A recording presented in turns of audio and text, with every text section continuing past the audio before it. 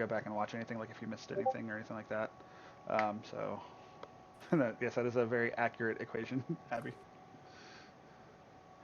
Okay, so any questions about anything that you guys have been working on from the homework before I start finish up 19?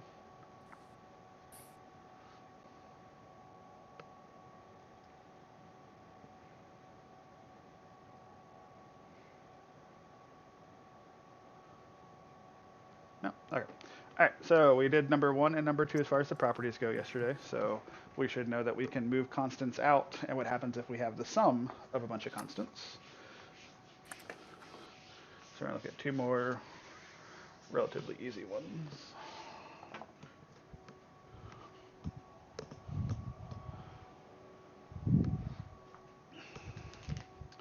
Okay, so today we're going to look at the summation.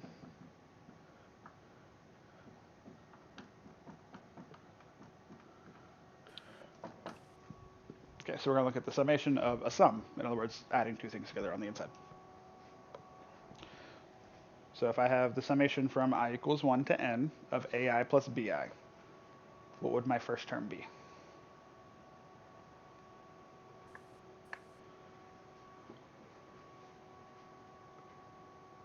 One. Just 1. Yeah, and then it goes to n, right? So 1 plus 2 plus 3 plus 4, like that? Yeah, it's infinite. Well, no, it's not. It's finite because it's n. Okay, so you might be thinking properly, but you're not saying properly, so we gotta be careful. So the first term, how do I find the first term as a refresher with summations? You plug I in. Be a little more specific. You plug the value for I into the equation. Okay, and what's the first value for I? 1. 1. 1. So when we say this, the first value is always here. So I plug the first value for I in for I. Well, my first value here is 1, so my first term is I'm going to plug 1 in for I. So my first term is A1 plus B1. So that's my first term. What's my second term? A2 plus B2. So I'm going to plug in the next one. And I'm going to keep going. And obviously I'm going to assume by now people are starting to pick up on that pattern. So A3 plus B3 plus dot dot dot AN plus BN. So remember, when we're asking for that first term, we're plugging in our first value for I, which is 1. Plug in the second value for I, 2, then 3, then 4, etc. And you keep going. Well, with this, I can rearrange these because it's addition, so I can rearrange them in any order I want, very specifically this one, which I really don't expect you guys to get without me showing.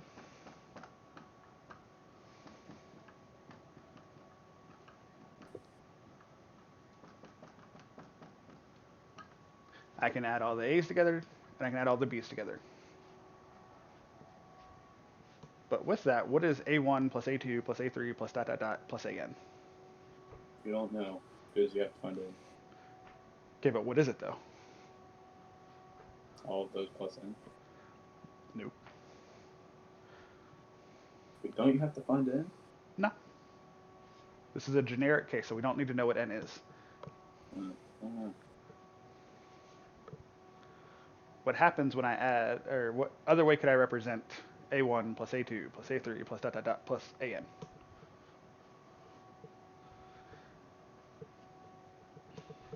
The summation notation. Oh my god, it's like we're learning summation notation in this section and we're going to use it. Very good job, Miss Madison. So the first line, A1 plus A2 plus A3 plus dot dot dot plus AN, can be written out as a summation. Well, my I value starts at 1 and goes to n. Well, what can I do now with the B1 plus B2 plus B3 plus dot dot dot plus Bn?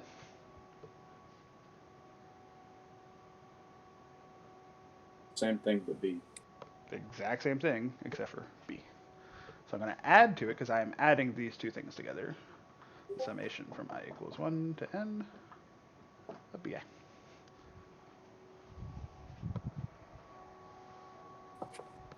So now what we have to realize and what we're looking for is we need a quick, clear, concise statement to bypass all of that middle work, because we don't want to do all that middle work. So what's a way we can phrase this of what I just did, shorthand way? I want to say factor it out, but I don't think that's right. Nope, I would not say factor it.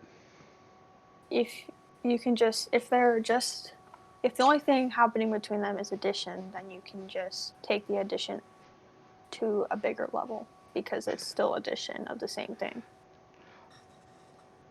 I can see that, and the answer, Olivia, yes, that's one line. I just had to split it up into two. That's why if you see like the plus before the B1, that means it's the previous line plus that line. I just didn't have room for it.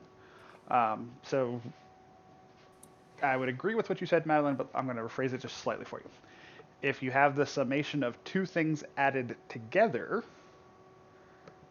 I can do the summations of them individually added together. So be careful. And when I say that, so the first line up here is this is the summation of two things added together is equal to the individual summations of those things added together. So it's like if you replace the summation part with x, then you could do x ai plus x bi, and it would still be the same thing as x parentheses ai plus bi parentheses. Right. So that's actually a good way to think about it. So you're kind of distributing out the summation to it, kind of. Okay. That's a decent way of thinking of it. Now, notice that it's not mathematically what we're doing, but yes, it's a way of thinking of it. So if you kind of distribute the summation to the AI and to the BI, that's kind of the thought process of what's going on. Keep in mind it's not actually what's going on, but it's not a bad way to think about it. Okay. And then we have one more. This one's a little trickier, so I'll probably give you a little bit.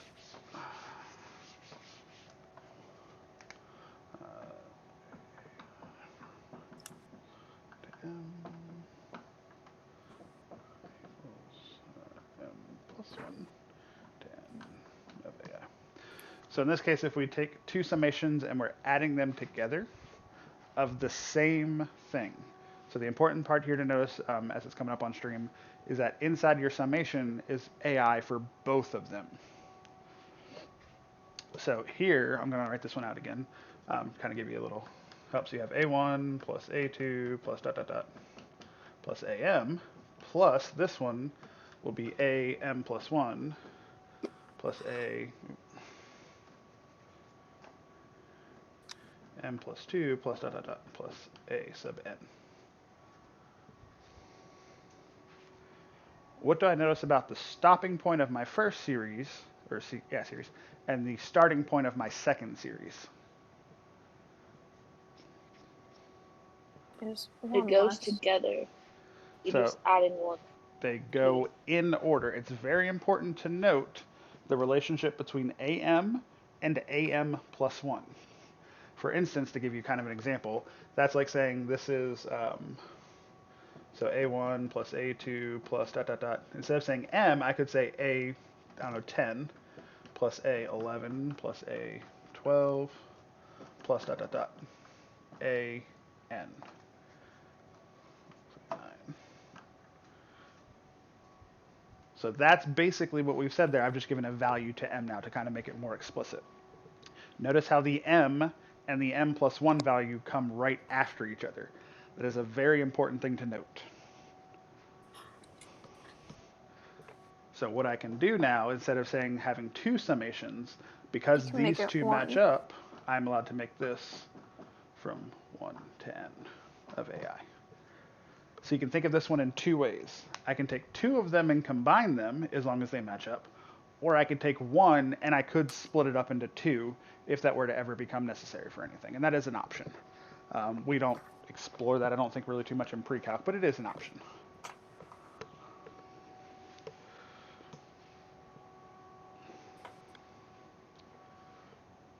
Okay, so any questions on any of the four properties?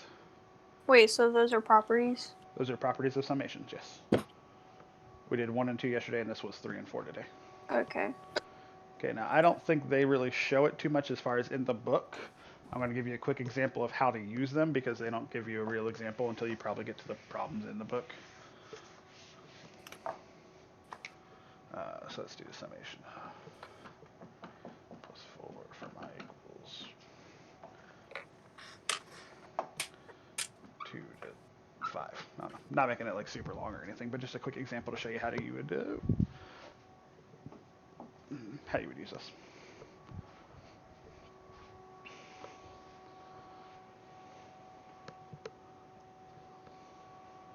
Wait, so are we using I or N? Because, like... Oh, I'm sorry, I wasn't paying attention.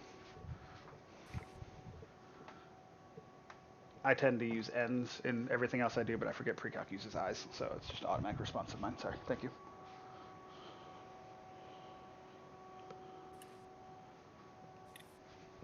Okay, so we're going to use our properties. I'm going to kind of walk you through this one a little bit to show you exactly how we're going to use them.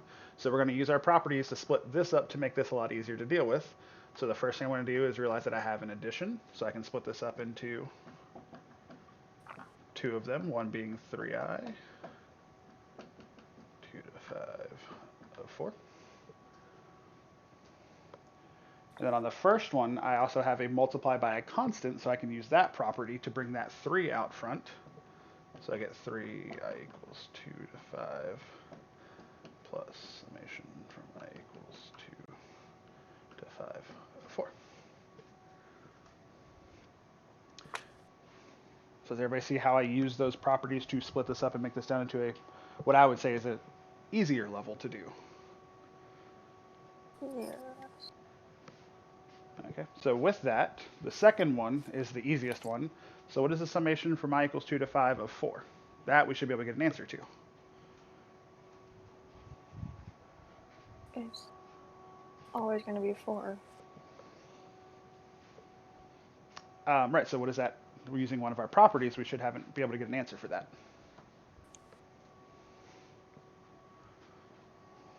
Isn't it going to be 4 times 5? Why would it be 4 times 5? Because the property you have, whenever you have a constant in the end, you can multiply them by each other to get your answer, right? That would normally be correct. However, But I that tricked you. How did I trick you? because I is 2, not 1. I starts at 2, not 1. You have to be very careful. That property I see only that holds now. if I is equal to 1. So we got to Okay. ask ourselves, because Madeline pointed out a good thing, how many 4s would we have from 2 to 5? 1. 4. I would have 4 of them, because you have when I is 2, I is 3, I is 4, and I is 5. So you will have Wait, what? 4 sums here. Because if I is 2, I get 4. So this is like 4 plus 4 plus 4 plus 4. This is 2, 3, 4, and 5 for I values. Well, if there's nowhere to put in an I value, the answer is going to be 4 every single time, but I have to have 4 I values from 2, 3, 4, and 5. Oh, I get it. Okay. So you got to be careful. You really are looking for the value you're going to multiply by, and this is why I did this problem with you guys so you don't get tricked up anywhere else. You want to see how many numbers do I get from 2 to 5? Well, from 2 to 5, there are 4 numbers. You got to be careful because you have to include 2. So it's 2, 3, 4, and 5. So this is 4 times 4. On this one, we're going to multiply 3 times the summation of this. Well, this is just 2 plus 3 plus 4 plus 5. There's no fancy formula for that one. You just have to plug in your I value each time. So if I is 2, I get 2. If I is 3, I get 3. If I is 4, I get 4. If I is 5, I get 5. And then you multiply all those times 3. Yep. So, okay. So I would add them first and then multiply by 3. This is obviously 16. So you get what? 14. 14 times 3, 30, 42.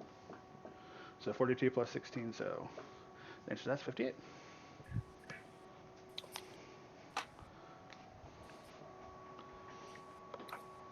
There are ways you can do it on the calculator as well. It's in the book. I'm not going to take the time right now to do the calculator stuff with you.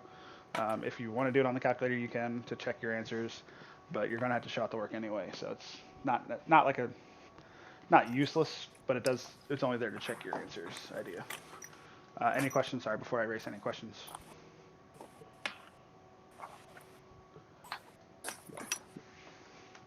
All right, and then the last thing in this section is what we call factorials. I believe you should have already done factorials, right, before? Yeah. Okay. Oh. Like everybody should know what a factorial is, I hope. So for instance, what I mean by a factorial is like 5 factorial. It's a little exclamation point. I've never heard of that before. Yeah, because if Me you have neither. if you have 5 exclamation points, 5 plus 4 plus 3 plus 2 plus 1 is. Close. Mhm. Times. So who else has not heard of factorial before or done anything with factorial before, just so I have an idea? I haven't. Me, I haven't. Okay, I'm about to figure out when you're supposed to have done Is factorials. this I a have a new sinking lesson? suspicion it's Or... probably supposed to have been in Algebra 2. No, this is the finish of 19. Oh, okay. All right, so 5 factorial means 5 times 4 times 3 times 2 times 1. So that's what a factorial is. You multiply each number descending until you get down to 1. So 7 factorial, 7 times 5 times 4 times 3 times 2 times 1, etc., etc. You do have a special note that you need to make in case you ever run into it of 0 factorial is equal to 1. There's a fact that we have, so it's not that it's some undefined or weird thing. It's just a special, basic definition that 0 factorial is 1. Is there like a factorial button on your calculator so you don't have to? Yeah. Like 27 factorial, you don't have to. I don't know. Yeah, it's in math. There's a little exclamation point. And there might be a shortcut for it. I forget where it is. We don't use it that much, so I don't know. Do I have it? Do you Yes. think I have it? Yeah. Okay. Even scientific calculators have it, so yours is fine. So that's what your factorial is. Now, we use it in a little bit more because you're supposed to have already learned it at some point. We use it a little bit more specifically of things like what variable factorial, so like n factorial. So when I started and did 5 factorial, that was 5 times 4 times 3 times 2. So the first number is whatever n is, so that's n. What's the next number after n? How did I get the next number in factorial? N minus 1. So you subtract 1 each time. Very good. So this would be n minus 1. And then what would the next number be? Minus 2. And so on and so forth. N minus 3. How do you know when to stop if you don't know where n begins? When do you stop? Always stop at 1. But So now clearly what your question is, and to elaborate on what you said, what happens if n was 2? Well, then clearly this would not be this long. But this is representing, when we talk about n, we tend not to talk about super small numbers. We talk about a generic number that's usually larger. So if n was 2, obviously I wouldn't have 2, 2 minus 1, 2 minus 2, 2 minus 3. I wouldn't go that far. But when we talk about n, we're talking about a generic case. So what we do is we write out that to show that it is enough that it could be for use of larger numbers, not necessarily just the smaller ones.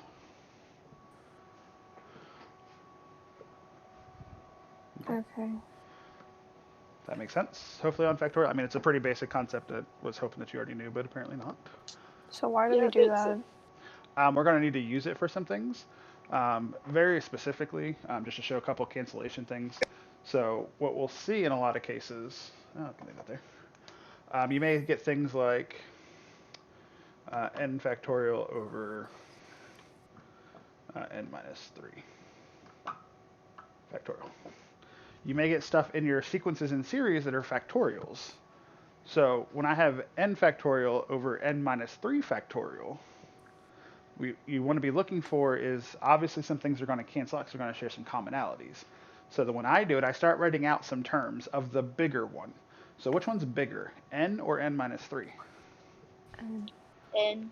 N is bigger. So what I'm going to do is I'm going to start writing out n times n minus 1 times n minus 2 times n minus 3 times ... times 1. What we have to realize, you don't have to, but what's helpful to realize is I can take these 3 terms. If I ignore these first 3 terms, what is n minus 3 times n minus 4 times n minus 5 ... times 1?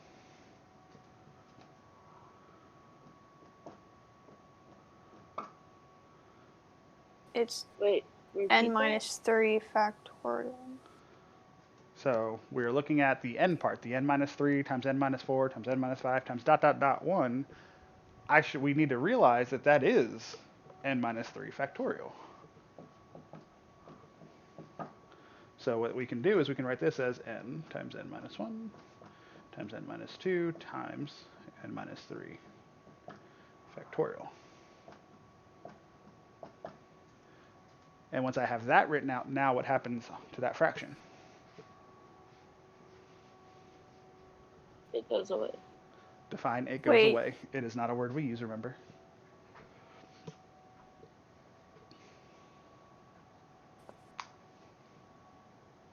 It cancels. Yeah, that's what I meant to say. They cancel whatever. They is still a pronoun. The n The minus n 3 minus 3. factorial. There you go. The n minus 3 factorials. Cancel. So this is where I was talking about before with computations. If you wanted to do n factorial, and like Kason mentioned earlier, I think it was Kason, 27 factorial. Do you really want to do 27 times 26 times 25 times 24 times 23 times 22 times 21, etc.? And then on the bottom, you would need to do 24 factorial. Do you really want to calculate those values out and then do a fraction? And the answer is, I'm going to hope no. So instead, we can cancel some things out and be left with just multiplying three numbers. So that would be 27 times 26 times 25, and we'd be done. Oh. So it makes That's your easy. calculations a lot easier if you can cancel things out, especially as the numbers become bigger. Now with small numbers, it doesn't really matter, but with big numbers, it greatly starts to matter. Couldn't you write n times n minus 1 times n minus 2 as n factorial? Because No, because it doesn't go all the way down to 1. You have to go all the way Why? to 1. Because n minus 1, and n minus 2, let's say n is 10. Well, that's 10 Well, times like- 9 times 8. why doesn't it go all the way down to 1? Because the n minus 3 all the way down to 1 got canceled out with that on the bottom. Oh. Because the n minus Okay. 1 or n minus 3 all the way down to 1, that we rewrote that as n minus 3 factorial, and then that canceled out. So Okay. if you were to write everything all the way out, every single term would cancel except for the n minus 1, and n minus 2. So we want to figure out a shortcut way of Okay. doing that without having to write out every single term. So that's why we do it that way. Now again, with small numbers, it's not a big deal. But if you're using numbers like 12 and 13, they start to become large, let alone if you're using numbers like 20s and 30s and stuff like that. Okay, any other questions on factorials?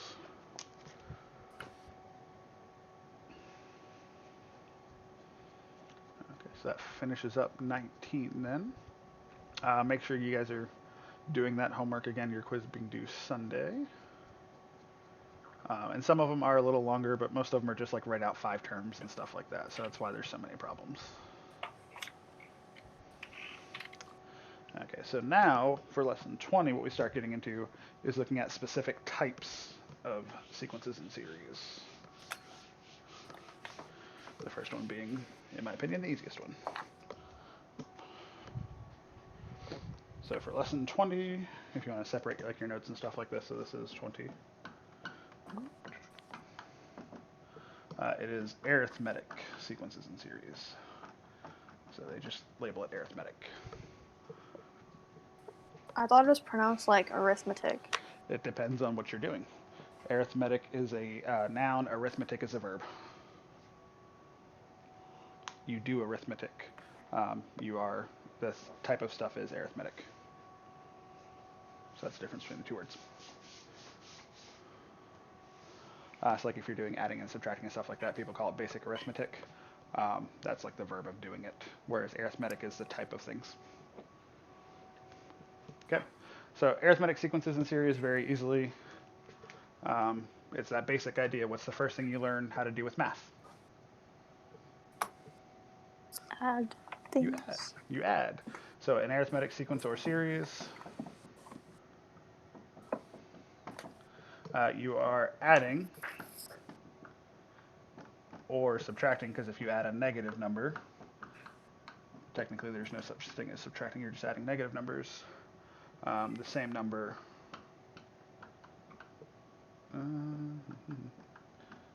Between terms.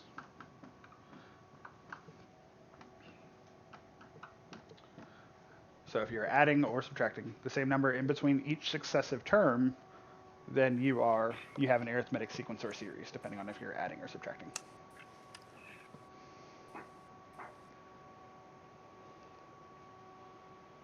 Okay, an example of that, we can just start very easily.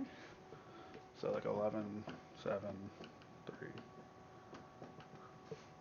So if I gave you this sequence of 11, 7, 3, negative 1, are you adding or subtracting the same thing between each term? Subtracting. So you're subtracting, but I'm just saying, so the answer is yes, obviously. So we call that the difference. So the difference between each term. In this case, hopefully should be pretty easy. What's the difference between each term? -4. So negative 4. So technically you are adding negative 4 each time, or you could just say subtracting 4. Perfectly fine. So is that an arithmetic sequence?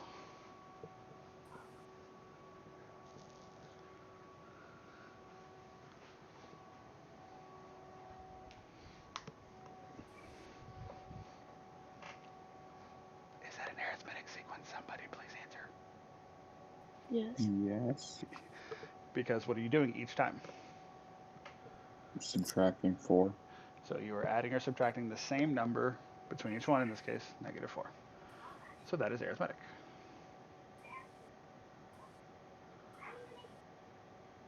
All right. So we do have a couple formulas that are specific to arithmetic sequences. Very specifically, we have a generic term formula. So for arithmetic sequences only. So if you want to, as you write this, make sure you write this is for arithmetic only. Let me make sure I write it the same way they do in the book. I think that's how they wrote it. Yes, it is. Okay. So to find the generic term for any arithmetic sequence, that we have a nice little formula. So we don't have to guess at formulas here. We don't have to figure them out in this section. If it's arithmetic, that is always true, hands down, no matter what. What's D? Difference. Oh. So n equals number. Obviously, A1 is your fifth, apparently, because I can't spell. First term. And D is your, what we call common difference, or difference. I usually just refer to it as difference, but the book calls it common difference, so I'll write that for you guys to make sure you know that's what it is. So for instance, if I want the 6th term or 7th term or 8th term, whatever, n would be that number. And then A1 is your first term, and D is your common difference.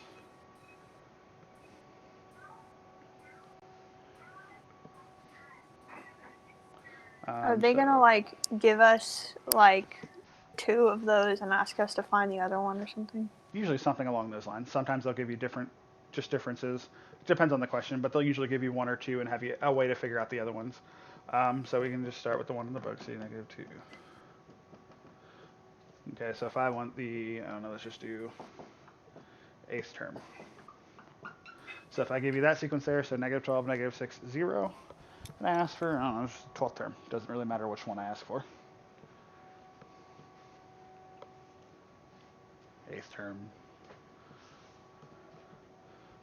So what I'm looking for, since I want the 8th term, that means I'm looking for number to be 8. So I'm going to replace all my n's with 8. So I'm looking for a sub 8. That is the 8th term. So what is a sub 1? Easy question. Everybody should get this, hopefully. Negative 12. Negative 12. They gave it to you in this case.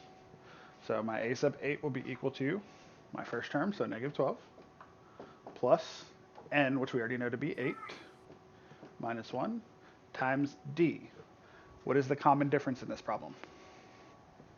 Negative 6. Ooh, Positive careful. 6. Positive 6. Positive 6. Oh. Because you're going up, you're adding 6 each time. I see that now.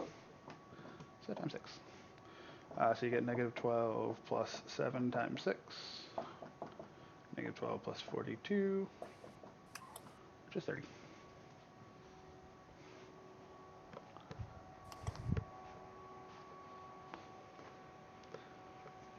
So pretty straightforward. I mean, it's not a super difficult formula to use. At least I don't think it is.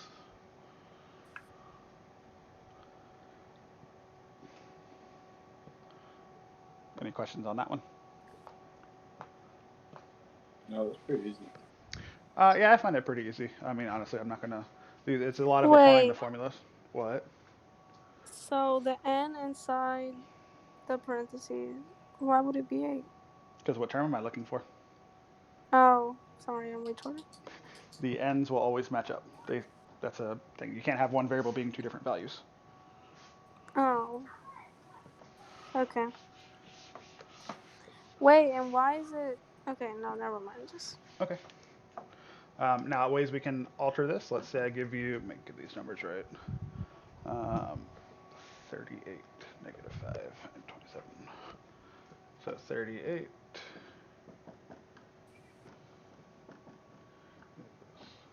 was 27. Was it negative 27? Negative 27. So I can give you this information here and ask you how many terms are there in the sequence. So if I'm asking the question how many terms, what am I trying to solve for?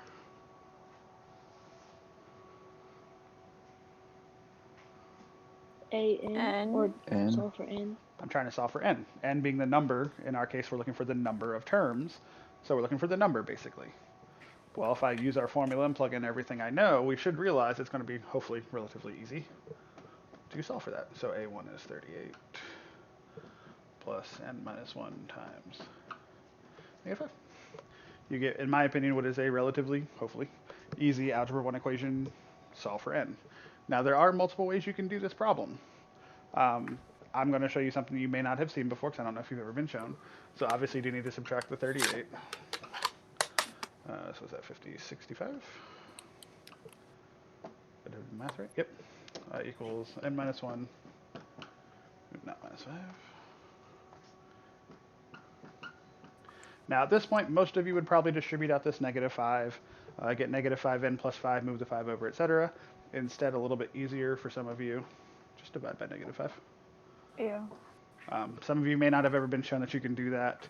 You may not realize you can do that, but you can. So 65 divided by 5 is 13, equals n minus 1. Now, if you distribute out the negative 5 and do all that, does it make a difference? Nope. It does take a little longer, so I always try to look for shortcuts and try to look for easier ways to do things. So you can do it any way you want, but that is an option just in case you guys haven't seen it. I always like to show things like that.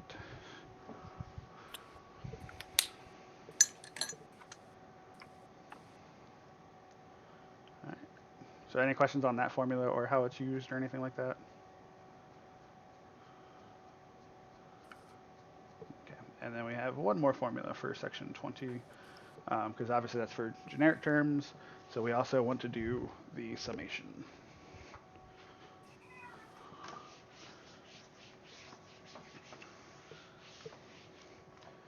So S sub n. Which one do these? Because I'm going to show you both of them. There are two formulas, and I'll show you where the second one comes from. So it's n over 2 a1 plus an. So all the variables have the same meaning still, so I'm not going to rewrite those. Where a1 is the first term, n is the number of terms. And in our case, an would be our last term, whatever the numbered term is. So you don't use the sigma? No, because this is a partial sum. Sigma, you could use sigma and write it all out weirdly, and it would take a while. It'd be like from I equals whatever to whatever. Instead, we can just say the partial sum in this case. So we're talking about the sum of the first n terms. It's an easier way of writing it out with arithmetic sequences. So we can do that. Yeah, we typically don't tend to use sigma except for in the first section, as far as I remember in this, in these types of topics, because we use S sub n. But your sigma comes back in not until calculus. So if you take trig, it doesn't have anything to do with trig, but calculus sits there. So what you can also do, since we have a formula for it, is plug in your a sub n term, which I find to be useful in some cases. So we know our a sub n from our previous equation is a sub 1 plus n minus 1 times d, and over 2 a sub 1 plus n minus 1 times d. So you can do that, and there's a little trick here that if you know it, the n minus 1 times d will always be your last term. They don't really ever tell you that. So what you can also see this equation written as, will it be the last term? No, that won't be the last term, never mind. I'm thinking of the wrong one. So I lied. But you can also do that equation there, to where you don't ever actually have to find the last term. Is that a 29 or a 2a sub 1? 2a sub 1. Okay.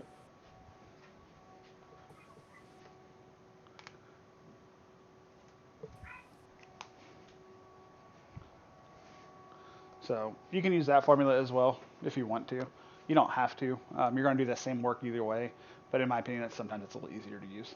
So I use the bottom one in a lot of cases versus the top one.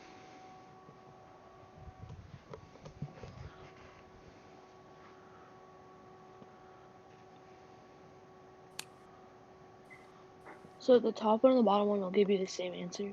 Yep, they're mathematically equivalent. It just depends on the information given. So if the information's easier for the first one, use the first one. If the information's easier for the second one, use the second one. So it doesn't, there's not like a easy or hard way to necessarily do either one. But for instance, let's say I do, we'll start off with a really easy one and just say my sequence is 1, 2, 3, 4 plus da da da. No, not plus. It's the sequence. What happens if I want S of 100? Well, do you really want to sit there and add up 1 plus 2 plus 3 plus 4 plus 5 100 times? And the answer I'm going to hope is no. So instead we can use our formula. Now, the problem with this formula is, do you know the last term, well, the formula given, do you know the last term of the sequence? No, that's what you're trying to find. Right. Well, you're trying to find the sum of the 100 terms, not the a sub of Oh. 100. You got to be careful. Make sure you look at that letter. That letter tells you if you're looking for the 100th term or if you're adding up the 100 terms. So you have to be careful with that. So instead of using the top formula, because to do the top formula, you had to actually figure out what the last number is. I don't care what the last number is. In this case, it's easy to figure out, but I don't know it. So instead, if I use the bottom one, it actually becomes a lot easier, in my opinion. So 2 times 1 plus 100 minus 1. And our difference, obviously, here is 1. So in my opinion, it's a lot easier to do that than it is to actually find the last term, plug the last term into that equation. If you don't like doing it that way, you can find the last term and then plug it in. It's the same amount of work either way, but this takes, in my opinion, a little less steps and a little easier.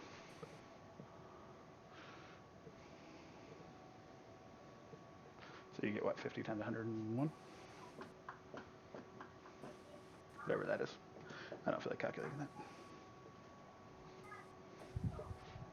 That's a pretty straightforward equation, in my opinion.